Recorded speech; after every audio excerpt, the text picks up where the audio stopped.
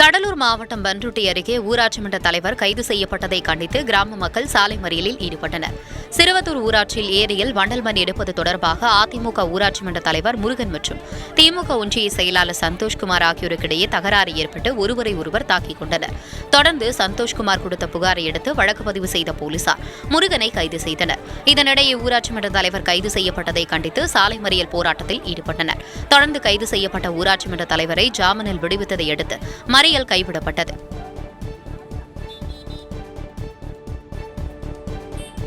திருவள்ளூர் மாவட்டம் பொன்னேரி சார்பதிவாளர் பட்டா நிலங்களை பத்திரப்பதிவு செய்ய மறுப்பதை கண்டித்து பொதுமக்கள் வாக்குவாதத்தில் ஈடுபட்டனர். கிருஷ்ணாபுரம் கிராமத்தில் உள்ள நிலங்களை பத்திரப்பதிவு செய்ய பொன்னேரி சார்பதிவாளர் மறுப்பதாகவும், தனிநபர் ஒருவர் குறிப்பிட்ட கிராம நிலங்களை கோவிலுக்கு சொந்தமானது என புகார் அளித்ததால் பதிவு செய்ய மறுப்பதாகவும் கூறப்படுகிறது. ஆட்சேபனைக்கு உரிய நிலங்கள் என்றால் அது தொடர்பாக அறிவிப்பு பலகையில் முறையாக சர்வே எண்ணுடன் ஏன் அறிவிப்பு வெளியிடப்படவில்லை என வாக்குவாதத்தில் ஈடுபட்டனர். தகவல் அறிந்து வந்த போலீசார் பேச்சுவார்த்தை நடத்தியதை அடுத்து பொதுமக்கள் கலைந்து சென்றனர். திருவண்ணாமலையில் கிரிவல பாதையில் தொடர் செல்போன் திருட்டில் ஈடுபட்டு வந்த 2 இளைஞர்கள் கைது செய்யப்பட்டனர். அண்ணாமலையார் கோவில் கிரிவல பாதையில் கிரிவலம் மேற்கொண்ட பக்தர்கள் சிலர் செல்போன் திருட்டு தொடர்பாக கிராமிய காவல் நிலையத்தில் அளித்த புகார்களின் அடிப்படையில் போலீசார் விசாரணை மேற்கொண்டனர். விசாரணையில் அணைக்கரை பகுதியைச் சேர்ந்த ஜாபர் அலி, காதர் பாஷா ஆகிய 2 பேரும் சேர்ந்து தொடர் செல்போன் திருட்டில் ஈடுபட்டது தெரியவந்தது. தொடர்ந்து 2 பேரை கைது செய்த போலீசார் அவர்களிடமிருந்து 7 செல்போன்களை பறிமுதல் செய்தனர்.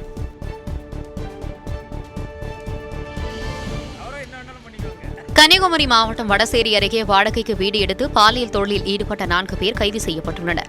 வெட்டூர்னி மடம் பகுதியில் உள்ள ஒரு வீட்டில் பாலியல் தொழில் நடைபெறுவதாக கிடைத்த தகவலை அடுத்து போலீசார் சம்பவ இடத்தில் சோதனை செய்தனர். அப்போது அந்த வீட்டில் இருந்த 4 பெண்கள் உட்பட 6 பேரை காவல் நிலையம் அழைத்து சென்று விசாரணை மேற்கொண்டதில் ஒரு பெண் உட்பட 3 பேர் பெண்களை வைத்து பாலியல் தொழில் செய்து வந்தது தெரியவந்தது. இதையடுத்து பாலியல் தொழில் நடத்தி வந்த 3 பேர் உட்பட 4 பேரை கைது செய்த போலீசார் பாலியல் தொழிலில் ஈடுபட்டு வந்த 3 பெண்களை எச்சரித்து காப்பகத்தில் ஒப்படைத்தனர்.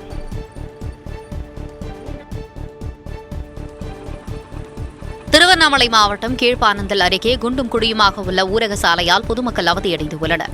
மங்களத்திலிருந்து கீழ்ப்பாலந்தல் வழியாக மேல் பாலனந்தல் செல்லும் ஊரக சாலை சுமார் 3 கிலோமீட்டர் தூரம் குண்டும் குழியுமாக உள்ளது. இதனால் பள்ளி கல்லூரி மாணவர்கள், கர்ப்பிணி பெண்கள், பொதுமக்கள் மற்றும் வாகன ஓட்டிகள் சிரமத்திற்கு ஆளாகியுள்ளனர். இந்நிலையில் அரசு உடனடியாக நடவடிக்கை எடுத்து குண்டும் குழியுமாக உள்ள சாலையை சரி செய்ய வேண்டும் என பொதுமக்கள் கோரிக்கை விடுத்துள்ளனர்.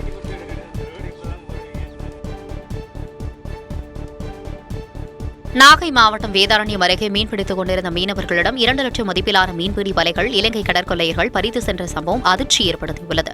ஆறுகாட்டுத்துறை கிராமத்திலிருந்து சிவகுமார் என்பவருக்கு சொந்தமான விசைப்படகில் 5 மீனவர்கள் கடலுக்கு சென்றுள்ளனர். வேதாரண்யத்துக்கு கிழக்கே வலை விரித்து மீன்பிடித்துக் கொண்டிருந்த போது அங்கு வந்த இலங்கை கடற்கொள்ளையர்கள் 3 பேர் ஆறுகாட்டுத்துறை மீனவர்களை கத்தி போன்ற ஆயுதங்களை காட்டி மிரட்டி 2 லட்சம் ரூபாய் மதிப்பிலான 350 கிலோ மீன்பிடி வலைகளை வெட்டி பறித்துக் கொண்டு சென்றனர். இதையடுத்து உடனடியாக மீனவர்கள் கரை திரும்பினர்.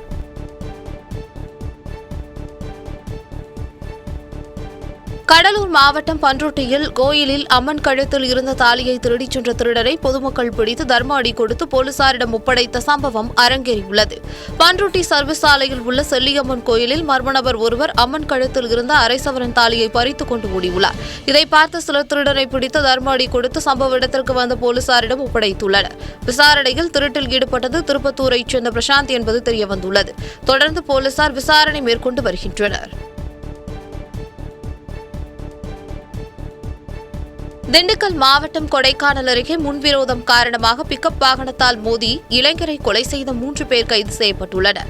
குண்டுப்பட்டி மலை கிராமத்தைச் சேர்ந்த முத்தையா மற்றும் கருப்பண்ணன் ஆகியோர் இடையில் முன்விரோதம் இருந்ததாக கூறப்படுகிறது. இந்த நிலையில் முத்தையாவின் மகன் ராமு தனது தாயுடன் கூக்கால் பகுதியில் இருசக்கர வாகனத்தில் சென்றபோது பின்னால் வந்த பிக்கப் வாகனம் இவர்கள் மீது மோதியுள்ளது.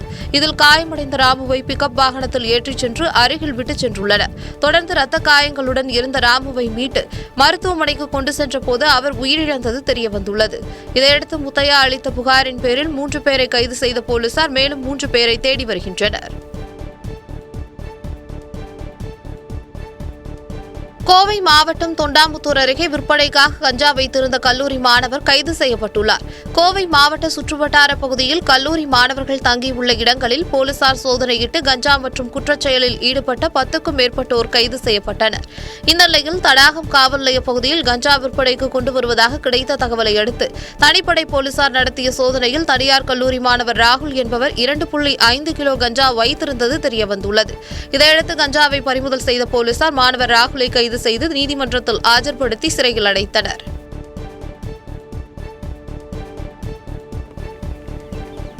விருதுநகர் மாவட்டம் சிவகாசியில் சரவெடி பட்டாசுகளுக்கு மத்திய அரசு அனுமதி வழங்க வேண்டும் என பட்டாசு தொழிலாளர்கள் கோரிக்கை வைத்துள்ளனர். சிவகாசி பட்டாசு உற்பத்தியில் இந்தியாவின் தாய் நகராக விளங்குகிறது. கடந்த சில ஆண்டுகளுக்கு முன் சுற்றுச்சூழல் பாதிக்கப்படுவதாக சரவெடி பட்டாசுகளுக்கு தடை விதிக்கப்பட்டது. இந்த நிலையில் தீபாவளிக்கு இன்னும் சில மாதங்கள் மட்டுமே இருக்கக்கூடிய சூழ்நிலையில் பட்டாசு வெடிப்பதில் பெரும் பங்காற்றக்கூடிய சரவெடி பட்டாசுகளை வெடிக்க அனுமதி வழங்க வேண்டும் என பட்டாசு தீப்பெட்டி தொழிலாளர்கள் சங்கம் மற்றும் உற்பத்தியாளர்கள் சங்கம் சார்பில் மத்திய அரசிடம் வலியுறுத்தியுள்ளனர்.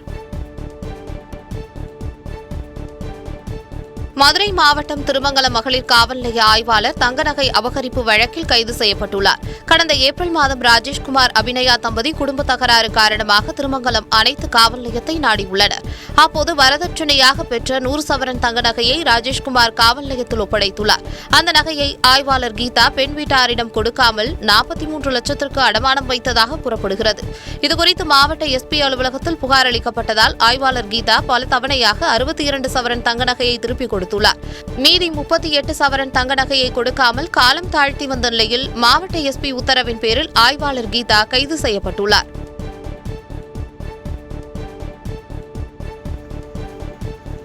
ராமநாதபுரம் மாவட்டம் ஓரியூர் பகுதியில் சாலையில் கிடந்த ஜெலட்டின் குச்சிகள் இருந்த பையை போலீசார் பறிமுதல் செய்துள்ளனர். ஓரியூர் பேருந்து நிலையம் அருகே சாலையில் கிடந்த ஜெலட்டின் குச்சிகள், டெட்டனேட்டர் உள்ளிட்ட வெடிபொருட்கள் இருந்த பையை பறிமுதல் செய்த போலீசார் விசாரணை நடத்தியுள்ளனர். அதில் தொண்டி புதுக்குடியைச் சேர்ந்த மீனவர் செந்தில்குமார் என்பவர் மீன்பிடி தொழிலுக்காக இருசக்கர வாகனத்தில் கொண்டு சென்ற வெடிபொருட்கள் அடங்கிய பை சாலையில் விழுந்ததும் அதை அறிந்த அவர் தலைமறைவானதும் தெரியவந்துள்ளது. சட்டவிரோதமாக ஜெலட்டின் குச்சிகளை பயன்படுத்தி மீன்பிடித்ததால் கடும் நடவடிக்கை எடுக்கப்படும் என போலீசார் எச்சரிக்கை விடுத்துள்ளனர்.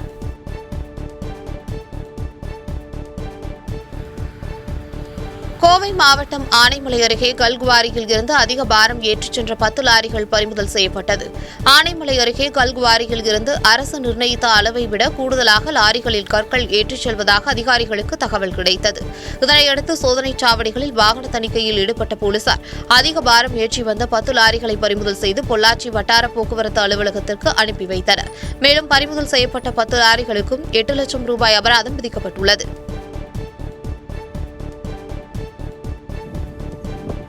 கரூர் மாவட்டம் வெள்ளியணை அருகே சாலை அமைப்பதில் ஏற்பட்ட பிரச்சினையில் திமுக நிர்வாகியை தாக்கியதாக அதிமுக ஊராட்சி மன்ற துணைத் தலைவர் கைது செய்யப்பட்டார். வெள்ளியணை அருகே சூர்யா நகர் பகுதியில் சிமெண்ட் சாலை அமைக்கும் பணிகள் நடைபெற்று வருகின்றன. இந்த நிலையில் அதே பகுதியைச் சேர்ந்த திமுக நிர்வாகி லோகநாதன் என்பவர் தனது வீட்டின் அருகே தனது பட்டா நிலம் இருப்பதால் சாலை போட வேண்டாம் என ஒப்பந்ததாரரிடம் எதிர்ப்பு தெரிவித்துள்ளார். அப்போது ஊராட்சி மன்ற துணைத் தலைவர் சிவக்குமார் மற்றும் லோகநாதன் இடையே வாக்குவாதம் ஏற்பட்டது. லோகநாதனை சிவக்குமார் தாக்கியதாக கூறப்படுகிறது. தொடர்ந்து லோகநாதன் அளித்த புகாரை அடுத்து ஊராட்சி மன்ற துணைத் தலைவர் சிவக்குமார் கைது செய்யப்பட்டு போலீசார் விசாரணை மேற்கொண்டு வருகின்றனர்.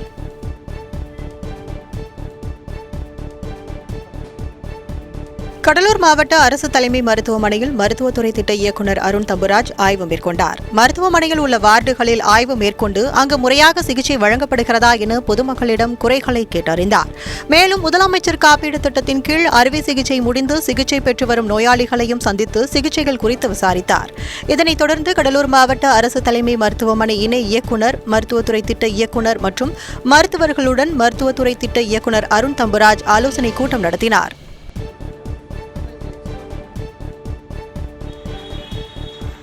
விருதுநகர் மாவட்டம் அருப்புக்கோட்டையில் வருமான வரித்துறையின் சார்பில் முன்கூட்டியே வரி செலுத்துவதன் முக்கியத்துவம் குறித்து விழிப்புணர்வு நிகழ்ச்சி நடைபெற்றது.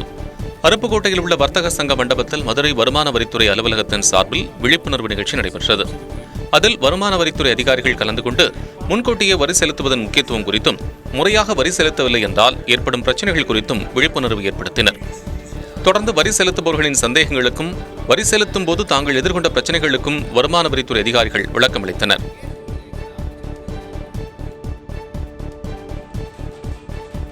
அரியலூர் மாவட்ட அரசு மருத்துவக் கல்லூரி உடை அமைச்சர் சிவசங்கர் தொடங்கி வைத்து சிறிது தூரம் நடந்து சென்று விழிப்புணர்வு ஏற்படுத்தினார். பேரணியில் உடல் தானம் செய்வதற்கான வழிமுறைகள், அதற்கான விதிகள், உடல் தானம் செய்யும் போது வழங்க வேண்டிய ஆவணங்கள் உள்ளிட்ட பல்வேறு விழிப்புணர்வு வாசகங்கள் அடங்கிய பதாகைகளை கையில் ஏந்தியவாறு பேரணியாக சென்றனர். பேரணியில் பல்வேறு தன்னார்வல் அமைப்புகளைச் சேர்ந்த நிர்வாகிகள், கல்லூரி மாணவ மாணவிகள் கலந்து கொண்டனர்.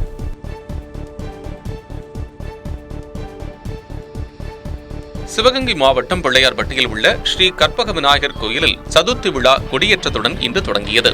முன்னதாக கொடிமரம் அருகே அங்குசத்தேவர், சண்டிகேஸ்வரர் எழுந்தருளினர். தொடர்ந்து கொடிமரத்திற்கு சிறப்பு பூஜை செய்யப்பட்டு கொடியேற்றப்பட்டது.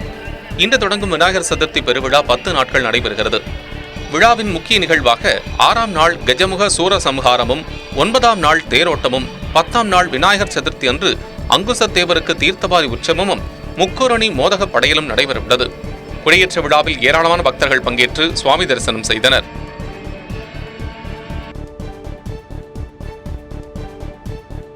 விருதுநகர் மாவட்டம் சின்ன பேராளி கிராமத்தில் மேல்நிலை நீர்த்தேக்க தொட்டியை திறக்க வந்த திமுக எம்எல்ஏவிடம் பொதுமக்கள் வாக்குவாதத்தில் ஈடுபட்டனர்.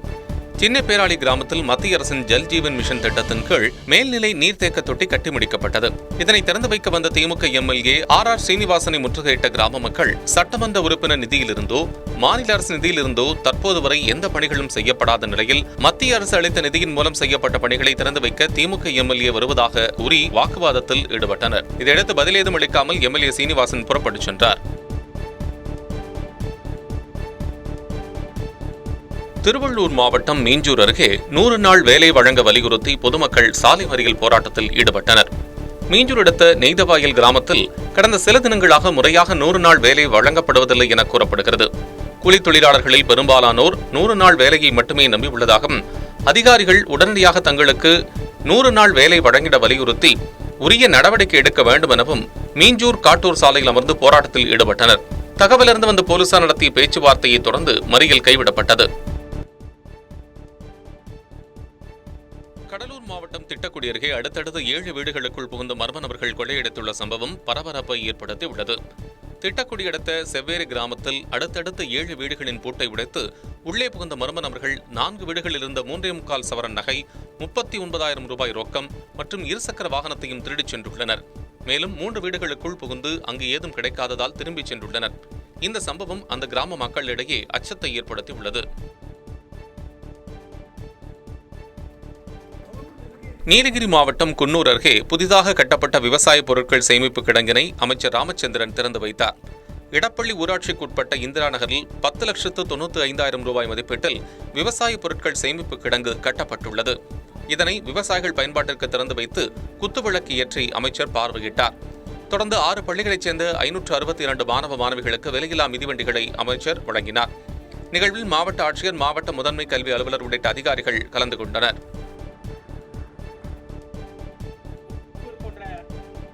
விழுப்புரத்தில் பணி நிரந்தரம் செய்ய கோரி பகுதிநேர ஆசிரியர்கள் ஆர்ப்பாட்டத்தில் ஈடுபட்டனர்.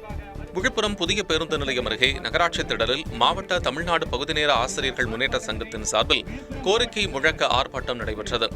இதில் கடந்த 13 ஆண்டுகளாக பகுதிநேர ஆசிரியர்களாக பணியாற்றி வருவதால் மனதளவிலும் பொருளாதார ரீதியாகவும் பாதிக்கப்பட்டுள்ளதாகவும், திமுக தேர்தல் அறிக்கையில் கூறியுள்ளது போல பகுதிநேர ஆசிரியர்களை பணி நிரந்தரம் செய்ய வேண்டும் என வலியுறுத்தி போராட்டத்தில் ஈடுபட்டவர்கள் முழக்கமிட்டனர். இதில் 300க்கும் மேற்பட்ட பகுதிநேர ஆசிரியர்கள் கலந்து கொண்டனர்.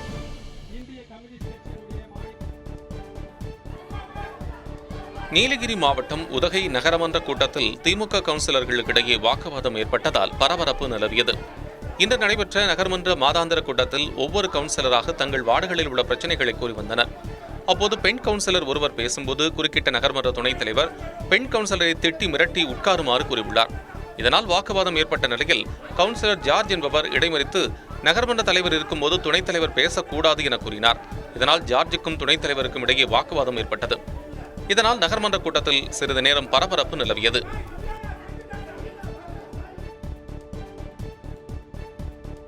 திருவள்ளூர் மாவட்டம் கும்மிடிப்பூண்டியில் கடன் தராத ஆத்திரத்தில் கடை ஊழியரை அரிவாளால் வெட்டிய வழக்கில் 4 பேர் கைது செய்யப்பட்டுள்ளனர். கும்மிடிப்பூண்டி கன்னியம்மன் ரயில்வே மேம்பாலம் அருகே ராஜேஷ் என்பவரின் மளிகை கடையில் இளவரசன் என்பவர் வேலை செய்து வருகிறார். இந்நிலையில் கடந்த 2 தினங்களுக்கு முன் இவரது கடைக்கு வந்த 4 பேர் கடனுக்கு பொருட்களை கேட்டுள்ளனர். இதற்கு இளவரசன் மறுத்ததால் மிரட்டிவிட்டு சென்றவர்கள் மறுநாள் வந்து தகராறில் ஈடுபட்டு இளவரசனை அரிவாளால் வெட்டியுள்ளனர். இதில் காயமடைந்த இளவரசன் மருத்துவமனையில் சிகிச்சை பெற்று வருகிறார். தொடர்ந்து கடை உரிமையாளர் அளித்த புகாரை அடுத்து வழக்கு பதிவு செய்த போலீசார் 4 பேரை கைது செய்து மேலும் 2 தேடி வருகின்றனர்.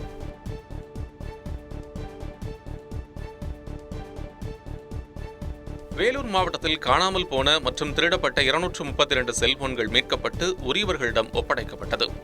மாவட்டத்தில் செல்போன்கள் காணாமல் போனது மற்றும் திருடப்பட்டது குறித்து பெறப்பட்ட புகார்களின் மீது செல் டிராக்கர் மற்றும் சியர் போர்ட்டல் மூலமாக நடவடிக்கை எடுக்கப்பட்டு தற்போது 46,25,400 ரூபாய் மதிப்பிலான 232 செல்போன்கள் மீட்கப்பட்டுள்ளது. இதனை உரியவர்களிடம் மாவட்ட எஸ்பி ஒப்படைத்தார். தொடர்ந்து பேசிய அவர், செல்போன்கள் காணாமல் போனால் உடனடியாக புகார் அளிக்க வேண்டும் என்றும் கூறினார்.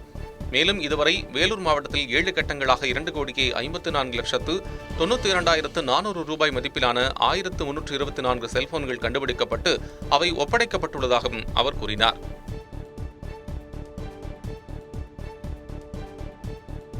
நாகை மாவட்டம் கீழ்வேளூர் அருகே ஆரம்ச கோரிக்கைகளை வலியுறுத்தி அகில இந்திய விவசாய தொழிலாளர் சங்கத்தின் சார்பில் உண்ணாவிரத போராட்டம் நடைபெற்றது.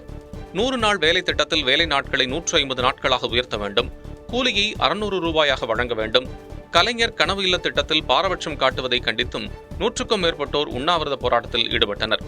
தகவலறிந்து வந்த கீழ்வேளூர் வட்டார வளர்ச்சி அலுவலர் நடத்திய பேச்சுவார்த்தையை அடுத்து போராட்டம் கைவிடப்பட்டது.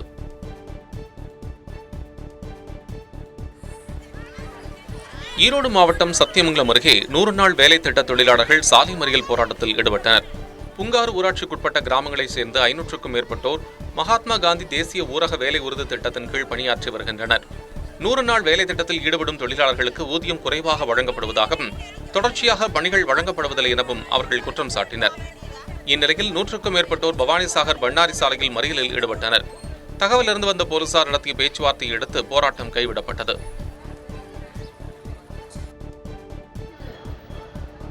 மயிலாடுதுறையில் வெண்டிங் கமிட்டி தேர்தலை உடனடியாக நடத்த வலியுறுத்தி சாலையோர வியாபாரிகள் ஆர்ப்பாட்டத்தில் ஈடுபட்டனர்.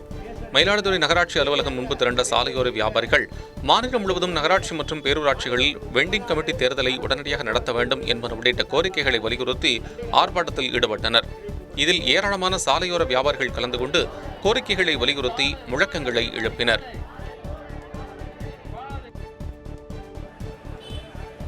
தேனி மாவட்டம் சின்னமனூரில் ஆட்டோ ஓட்டுநர்கள் சங்கத்தின் சார்பில் உண்ணாவிரத போராட்டம் நடைபெற்றது. சின்னமனூரில் பதிவு பெற்ற 4 ஆட்டோ தொழிற்சங்கங்களின் மூலம் 240 ஆட்டோக்கள் இயங்கி வருகின்றன.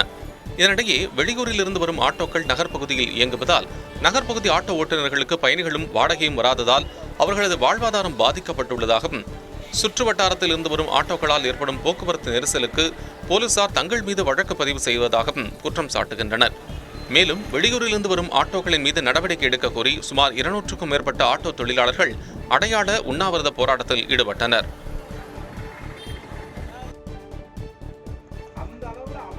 தென்காசி புதிய பேருந்து நிலையத்தின் முன் பழைய குற்றால அருவியை வனத்துறையிடம் ஒப்படைப்பதை கண்டித்து அதிமுகவினர் ஆர்ப்பாட்டத்தில் ஈடுபட்டனர். பழைய குற்றால அருவியை வனத்துறையினர் கையகப்படுத்தும் முயற்சியில் ஈடுபட்டு பல்வேறு நடவடிக்கைகளை எடுத்து வருகின்றனர். முதற்கட்டமாக பழைய குற்றால அருவிக்கு செல்லும் வழியில் சோதனைச் சாவடி அமைத்துள்ளனர். இதற்கு எதிர்ப்பு தெரிவித்து அதிமுக நிர்வாகிகள் மாவட்ட செயலாளர்கள் தலைமையில் ஆர்ப்பாட்டத்தில் ஈடுபட்டனர். ஆர்ப்பாட்டத்தில் பழைய குற்றால அருவியை கையகப்படுத்த நினைக்கும் வனத்துறையினரையும் மாவட்ட நிர்வாகத்தையும் கண்டித்து கண்டன கோஷங்களை எழுப்பினர். கள்ளக்குறிச்சி அருகே 4 வழிச்சாலை பணிகளை விரைந்து முடிக்க கோரி வியாபாரிகள் கடையடைப்பு போராட்டத்தில் ஈடுபட்டனர். கள்ளக்குறிச்சியிலிருந்து திருவண்ணாமலை வரை 4 வழிச்சாலை அமைக்கும் பணிகள் நடைபெற்று வருகின்றது. இந்த நிலையில் மூங்கில்துறைப்பட்டு பகுதியில் சாலை அமைக்கும் பணிகளால் விபத்துகள் ஏற்படுவதோடு சாலைகளில் கழிவுநீர் வெளியேறி பொதுமக்கள் கடுமையாக பாதிப்புகளுக்கு உள்ளாகி வருவதாகவும் கூறப்படுகிறது. இதனால் பணிகளை விரைந்து முடிக்க கோரி வியாபாரிகள் நலச்சங்கம் மற்றும் தன்னார்வலர் அமைப்புகள் இணைந்து முழு கடையடைப்பு போராட்டத்தில் ஈடுபட்டனர். இதனால் பொதுமக்களின் இயல்பு வாழ்க்கை பாதிக்கப்பட்டது.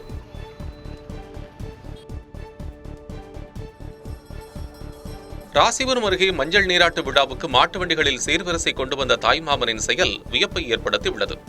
நாமக்கல் மாவட்டம் பட்டணத்தைச் சேர்ந்த விஜயகுமார் பிருந்தா தம்பதியின் மகள் திவிஷாவுக்கு மஞ்சள் நீராட்டு விழா நடைபெற்றது. திவிஷாவின் தாய்மாமன் மகேஸ்வரன் தமிழர்களின் பாரம்பரிய முறைப்படி 7 மாட்டு வண்டிகளில் 200க்கும் மேற்பட்ட தாம்பூல தட்டுகளில் சீர்வரிசை பொருட்களை கொண்டு வந்து அசத்தினார். வடுகம் பனங்காடு பகுதியில் இருந்து சுமார் 6 கிலோமீட்டர் தூரத்திற்கு சண்டை மேளம் முழங்க ஊர்வலமாக சீர்வரிசைகளை கொண்டு வந்தனர்.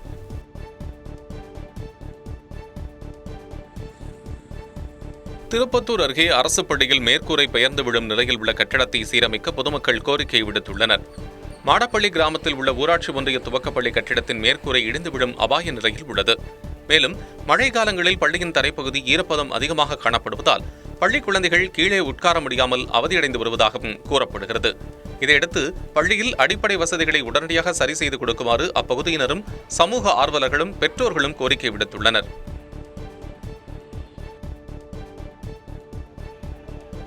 ஆவணி மாத அமாவாசையை முன்னிட்டு விருதுநகர் மாவட்டம் சதுரகிரி மலைக்கோயிலுக்கு செல்ல 4 நாட்களுக்கு பக்தர்களுக்கு அனுமதி வழங்கப்பட்டுள்ளது. ஸ்ரீவில்லிபுத்தூர் அருகே மேற்கு தொடர்ச்சி மலைப்பகுதியில் அமைந்துள்ள சதுரகிரி சுந்தர மகாலிங்கம் மலைக்கோயிலுக்கு செல்ல மாதந்தோறும் 8 நாட்கள் மட்டுமே பக்தர்கள் அனுமதிக்கப்படுகின்றனர். இந்நிலையில் ஆவணி மாத அமாவாசையை முன்னிட்டு மலைக்கோயிலுக்கு செல்ல வரும் 31ஆம் தேதியிலிருந்து செப்டம்பர் 3ஆம் தேதி வரை அனுமதி வழங்கப்பட்டுள்ளது. இந்த நாட்களில் மழை பெய்தால் பக்தர்கள் மலையேற அனுமதியில்லை என்றும் வனத்துறையின் சார்பில் கூறப்பட்டுள்ளது.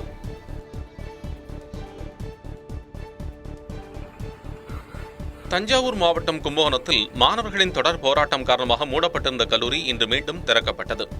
கும்பகோணம் அரசினர் கலைக்கல்லூரியில் MA தமிழ் 2ஆம் ஆண்டில் பணியாற்றிய பேராசிரியர் ஜெயவாணிஸ்ரீ என்பவர் மாணவ மாணவிகளை சாதி ரீதியாக பேசுவதாக புகார் எழுந்தது. அவர் மீது நடவடிக்கை எடுக்க வலியுறுத்தி மாணவர்கள் தொடர் போராட்டத்தில் ஈடுபட்டனர். இதனால் கல்லூரி காலவரையின்றி மூடப்படுவதாக அறிவிக்கப்பட்ட நிலையில் பேராசிரியர் ஜெயவாணிஸ்ரீ இடமாற்றம் செய்யப்பட்டார். இதையடுத்து கல்லூரி இன்று வழக்கம் போல் திறக்கப்பட்டது.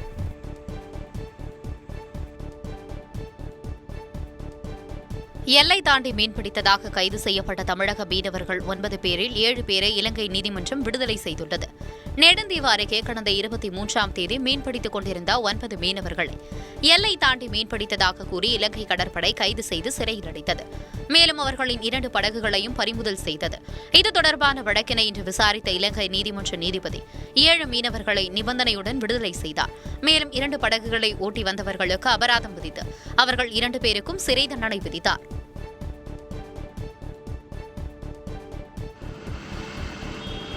மதுரையில் வெள்ளை புகையை கக்கிக் கொண்டு ஓடிய அரசு பேருந்தால் சாலையில் சென்றவர்கள் அவதிக்கு உள்ளாகினர். பெரியார் பேருந்து நிலையத்திலிருந்து பழங்கானத்தம் திருப்பரங்குன்றம் வழியாக திருமங்கலம் செல்லும் சாலையில் அரசு பேருந்து ஒன்று வெள்ளை புகையை கக்கியவாறு சென்றது. இதனால் அந்த வழியாக சென்ற வாகன ஓட்டிகள் வாகனத்தை இயக்க முடியாமல் அவதியடைந்தனர். இதனால் சாலையில் அரசு பேருந்தா அல்லது கொசுவண்டியா என அவ்வழியாக சென்றவர்கள் புலம்பியவாறு சென்றனர்.